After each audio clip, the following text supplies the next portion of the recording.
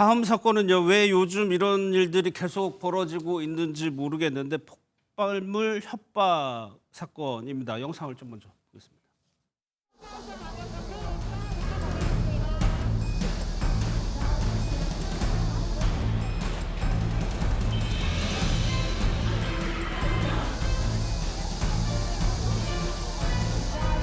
경찰들이 오고 그랬다고 들었는데 그리고 땡볕에서 거의 한 3시간 정도 대기한 것 같아요.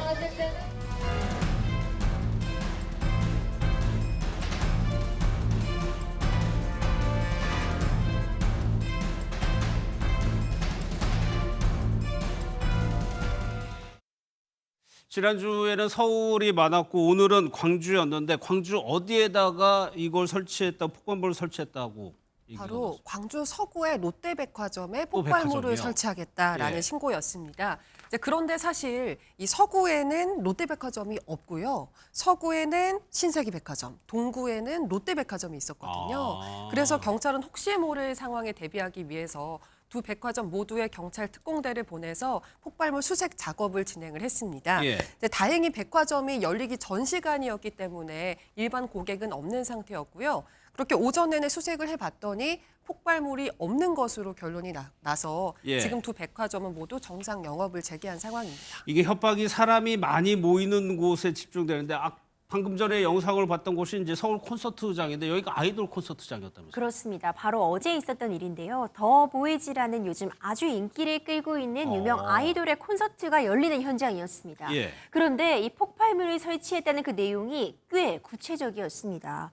오후 4시 43분부터 8시 10분까지 폭파된다. 이런 내용이 있었는데 이미 많은 팬들이 공연장에 찾아 있었는데 결국 이런 폭발물에 대해서 분석을 하고 혹시 있는지 탐지를 하기 위해서 이 관람객들이 모두 떼양볕 아래에서 한참 동안 그러네요. 공연장 예. 밖에 나와 대기하는 일이 벌어진 겁니다. 한두 시간 정도 수색을 했는데 다행스럽게도 폭발물은 발견이 되지 않았고요. 예정된 공연은 2시간이나 지연이 된 상태에서 진행이 될 수 있었다고 합니다. 예. 사실 요즘 들어서 유독 기억나는 것만 몇 건 있을 정도로 이런 신고가 많습니다.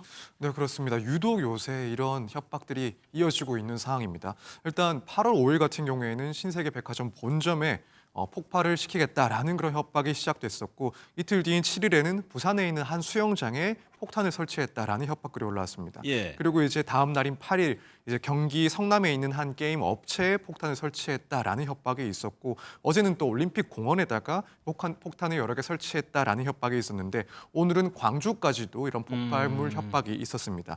이런 연이어서의 그런 협박이 계속 이어지고 있다 보니까 예. 시민들이 상당히 불안에 떨고 있는 그런 상황이 되어버렸습니다. 그렇죠. 그런데 그 중에는 그 일본 변호사를 사칭하는 그런 협박? 이번에도 좀 다시 등장을 했다면서요? 맞습니다. 2023년 8월부터 올해 초까지 가라사와 다카히로라는 일본 변호사를 사칭해서 이제 국내에 폭발물을 설치했다. 이제 이런 협박 이메일과 팩스 등이 전달이 됐는데요. 예. 이제 이번에 올림픽 체조 경기장, 콘서트장의 폭발물 설치 협박 팩스도 이 변호사 명의였고요. 그로부터 며칠 전에 학생들에게 황산 테러를 하겠다. 이제 이런 내용의 협박 팩스가 또 왔었는데 이것도 역시 같은 변호사 명의의 협박 팩스였다고 합니다.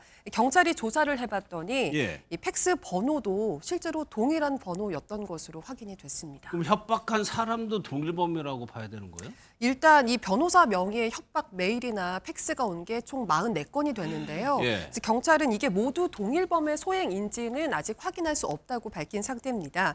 이 가라사와 다카히로라는 변호사는 실존 인물이거든요. 근데 자신은 이런 범행을 하지 않았다고 주장을 하고 있고 예. 뭐 이 자기 이름을 빌려서 이렇게 범죄 예고를 하는 일본인이 있다는 사실에 이제 우리 국민에게 죄송하다. 이제 이런 내용의 우리 국내 언론 인터뷰 기사도 있더라고요.